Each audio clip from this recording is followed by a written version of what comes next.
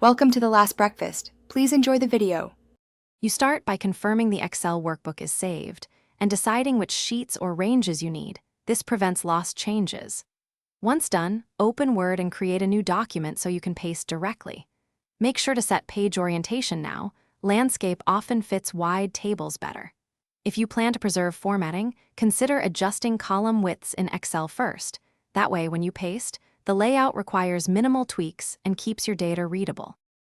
You now select the exact Excel range or complete table and press Ctrl+C to copy. That's the fastest route.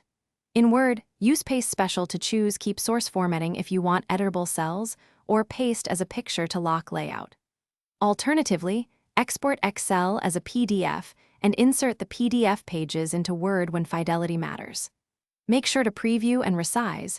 Resizing in Word can distort fonts, so adjust in Excel first if you need crisp, legible text. Finish by cleaning appearance.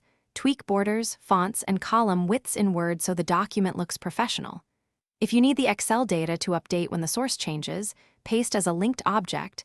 This preserves formulas in Excel while showing results in Word.